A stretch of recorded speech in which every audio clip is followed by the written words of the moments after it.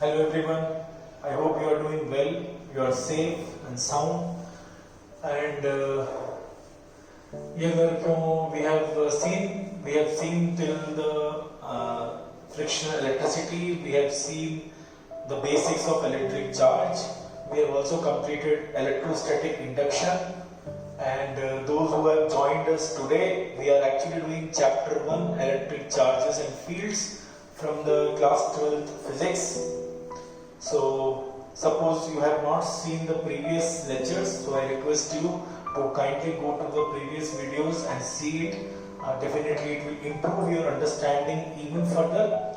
And suppose you are quite sure about your concepts in frictional electricity and electrostatic induction, then there is no problem, you can continue from here also.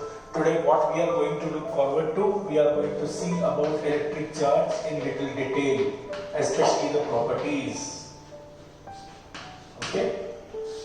Time will tell whether we will be able to complete all the properties in this lecture, but we'll start with this electric charge. Let us start and let us begin.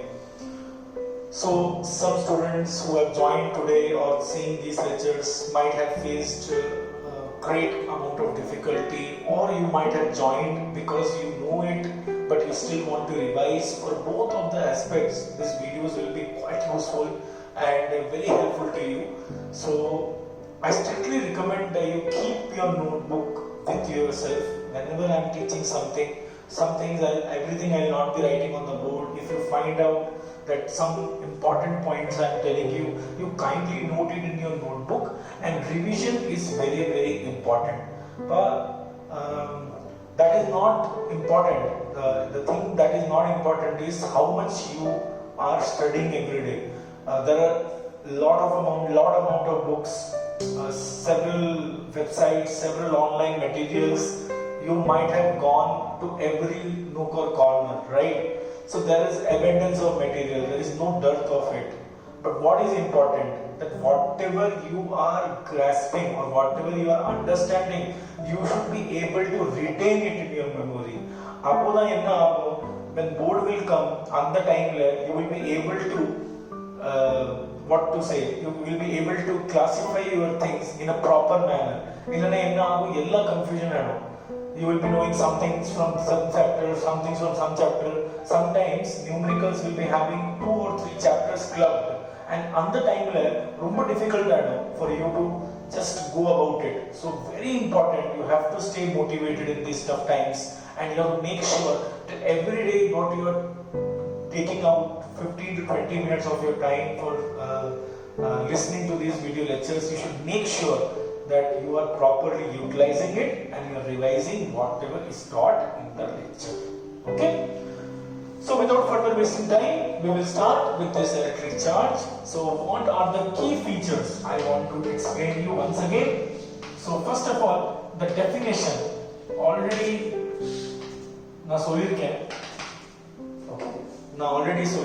definition. Repeat electric charge is an intrinsic property. Electric charge is an intrinsic property. Property of what? Elementary particles. Particles, proton, electron. This is intrinsic property, charge. Okay? And it gives, what it gives actually? It gives rise to the electric forces. Like due to charge, you get electric forces, right? Now, what is the important point which many of you might be confused about? That the charges are always carried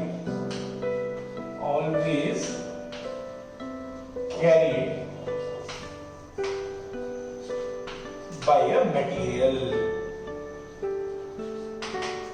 Charge it is not like some balls that you are keeping one charge here and suddenly after some time you are keeping charge like that. Charge is always carried through a medium. Medium material. The charge transfer carry that, then only it is possible for us to carry a charge from one part to another part. So what we have studied till now, we have studied about frictional electricity. Now in the point I want to elaborate so revise what is frictional electricity? Frictional electricity electricity, now you can also say from with me, frictional electricity is nothing but it is the electricity which is produced by rubbing of two objects, right? Two substances. Say any object if I rub, it will produce frictional electricity. Just think it over. Any object if I rub, it will give frictional electricity? No. What is the important part we should remember in this? The important part we have to remember is friction. So the substances which are rough, Apuna, between them you will be able to find the friction. Apuna, that frictional electricity it will come. So very important term which you should remember is the friction word. So the substances, the two substances where you are trying to produce frictional electricity, they should be rough. Okay. Say now let us take two materials, glass, silk. Already we have done these examples. And let us rub them. So when you rub them, I have already discussed with you. And the glass work function when you compare it from the silk.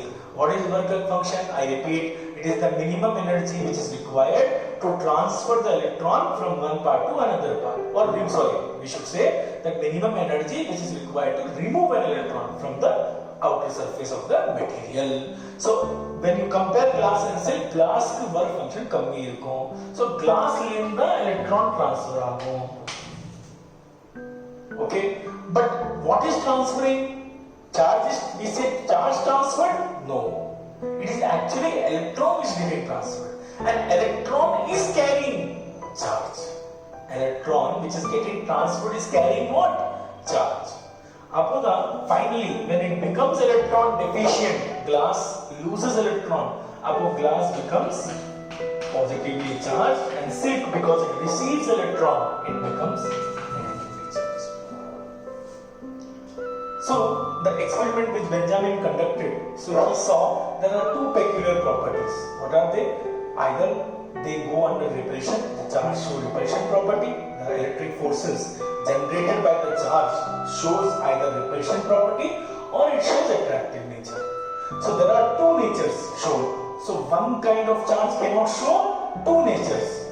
Then only he was able to identify that there are two types of charges. And what he named? Positive and negative. Okay?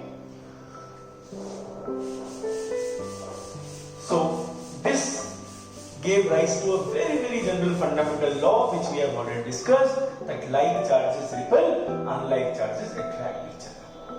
Okay? Now, what we have discussed earlier also, that the SI unit of electric charge is coulomb. Please don't forget this. SI unit of electric charge is coulomb. Please don't forget.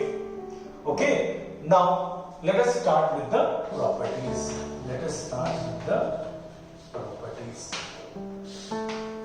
So the first property which we are going to take today is the additive property. What we are going to take? Additive property. Okay, Yenaba additive property.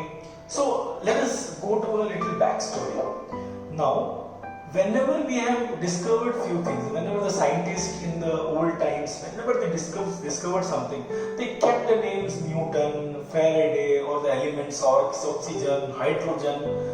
So Benjamin had given these kind of names, positive and negative, and this had a kind of mathematical implication to it. Whenever people used to hear the word positive, negative, suddenly they used to think that it is related to something mathematical. Why he would have actually been so much compelled to give this kind of name was because of one of the very peculiar properties. What is that property? That charge is a scalar quantity. Charge is a scalar quantity. What is scalar quantity? Scalar quantities are those quantities in which only magnitude is important. They does not depend on direction. Means if I say the value of a certain quantity is 3, that 3 is in north, 3 is in east also, 3 is in west also, 3 is in south also. It will not change. So when the quantity only depends on the magnitude, then those quantities are said to be scalar scalar quantities. Scalar quantities means normala plus minus pannalam, normala arithmetic operations pannalam. So that's why charge has a very important property of additive nature. That means if you have a system and on the system there are n charges, so total charge of the system will be nothing but Q1 plus Q2 plus dot Qn. Yelna charge normala add pannalam. Okay, so now if I ask you, if I say that there is a system in which these are the charges, I will just put randomly, this is nothing to do with okay, these are the charges in the system. Those who are still having some doubts, what is this? This word is known as micro. And what is the micro? Micro is 10 raised to power minus 6. Please remember this. Charge is not written in 2 coulomb, 3 coulomb, because usually charge has a very lower magnitude. Because of its lower magnitude, it is usually represented in the micro terms, like 10 raised to power minus 6 value order of. Okay. So if I ask you here, what is the total charge for this system? Normala add pannalam. What? 2 microcoulomb minus 3 microcoulomb plus 4 microcoulomb plus 6 microcoulomb minus 5 microcoulomb. Very easy. So 2 plus 4 plus 6 plus 6, 12. 12 minus 3, 9. 9 minus 5, 4 microcoulomb. So this is the net total charge of the system. Easy? Okay. So now we will go to the next property.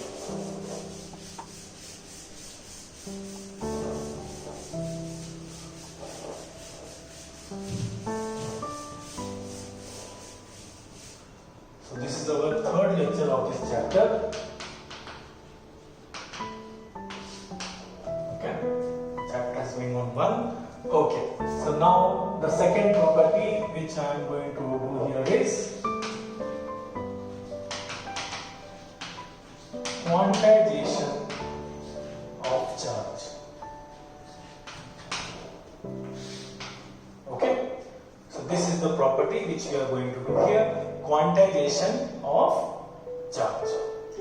Now, what do you mean by quantization of charge? Yes, it is very easy. Many of you might be knowing. I am going to do it little differently. I am going to get into the in-depth analysis of this particular term.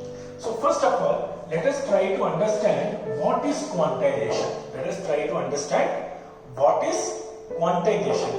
Whenever you ask what is quantization, quantization of any physical quantity, not charge and all, of any physical quantity means that the value of that quantity does not change.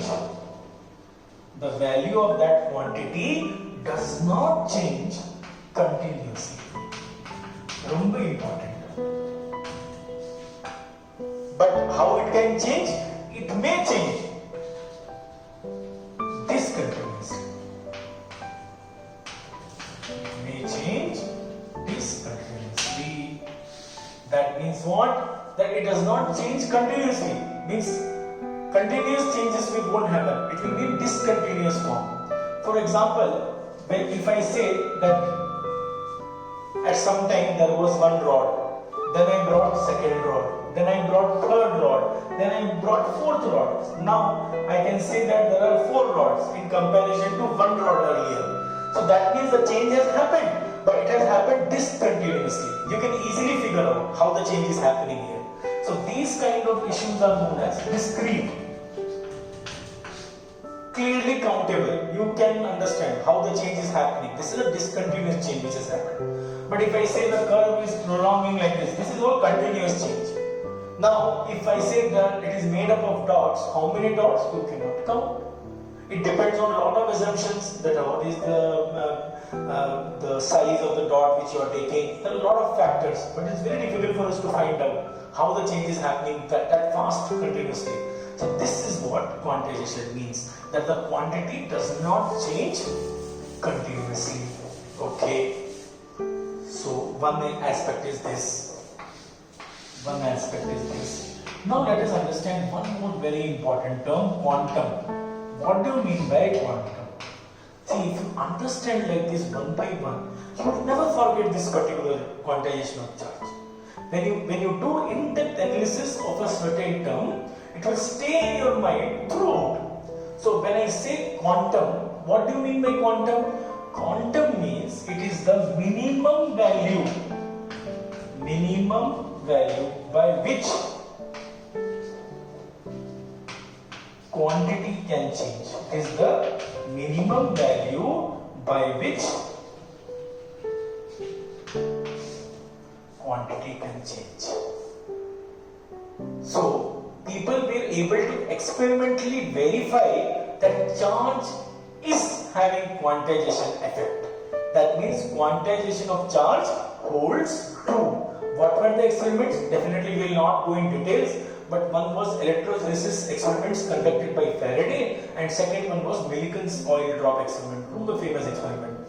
So when they saw this particular thing, that these two experiments actually verified that in the quantization of charge, this hold true.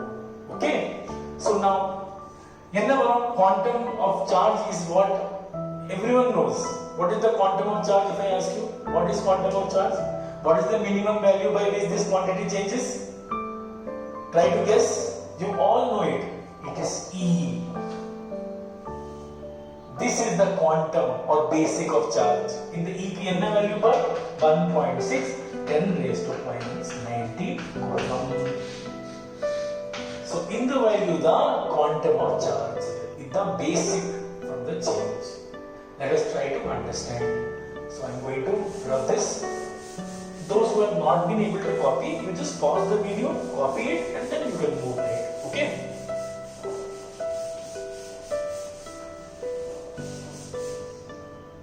Okay. So now, repeat on the example on the glass seal.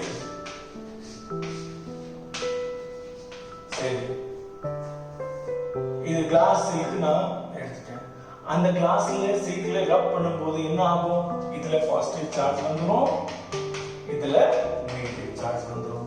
So என்ன ஆகுது? இந்த கிளாஸ்ல இருந்து சீக்கு electrons transfer ஆகுது. என்ன ஆகுது? Electrons transfer ஆகுது. 1 எலக்ட்ரானுக்கு எவ்வளவு சார்ஜ் இருக்கும்? 1 எலக்ட்ரானுக்கு என்ன எவ்வளவு சார்ஜ் இருக்கும்ப்பா? -e. நெகட்டிவ் தான சொல்றோம். -e இருக்கும். ஓகே. இப்போ if I tell you that 2 electrons are gone, அப்போ எவ்வளவு சார்ஜ் இருக்கும்? -2e. If I tell you 3 electrons have been transferred, எவ்வளவு சார்ஜ் இருக்கும்? -3e. So என்ன ஆகுது? So you can see here and the basic change e தான் இருக்கு. and இதெல்லாம் 1 இது 2 3 இது மாதிரி இந்த integral multipleல வருது. So the transfer of electrons is always happening in integral multiples. Adha quantization of charge established that the charges do exist in the discrete packets and they are nothing but they are integral multiples of the quantum of charge.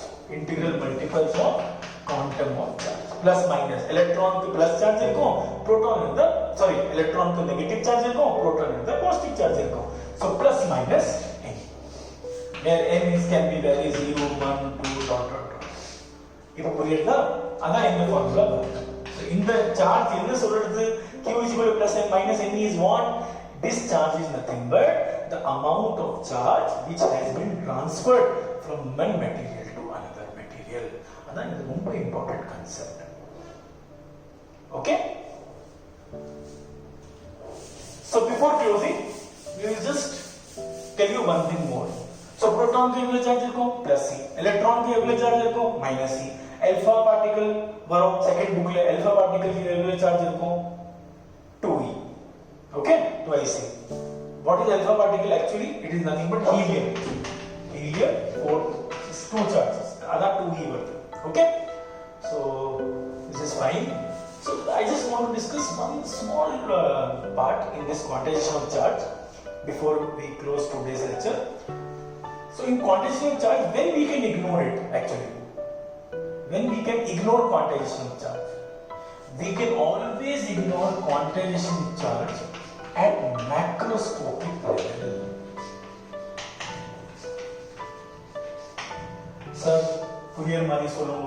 macroscopic level, it might be possible you're not understanding. Let us take an example.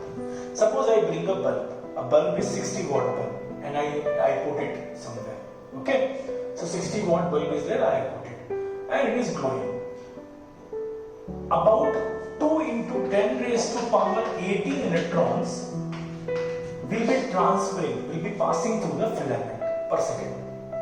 So when so many electrons are passing through the filament per second, what happens is we don't see any flicker of bulb. That means like every time one electron is coming, the bulb will not flicker. So many electrons are passing that it is not flickering at all. Then you are not able to actually appreciate quantization of charge. Because so many are coming. So you are not able to understand whether that effect is happening or not happening. So at macroscopic level, it is not visible. The effect is not visible. When it is visible? Microscopic level. Say your practical examples of it. Suppose someone is coming in your house. Okay? Some function is there. First person comes. What you will do? They will put a bell. So you will be understanding. Okay, one came. Then one more time one person will come, second bell. Okay, you will understand. Second family has come. Third bell, third family has come. If suppose there are so many people gathering outside your house to come in, what you will do? You will open the gate and keep open it. You will say, don't press bell and all. You keep coming. Appo and the identification so when more are coming, then it is impossible for us to identify. That's macroscopic level in the effect ignore pannalam. Okay? So keep revising. Have a nice day and we will meet in the next lecture. Thank you.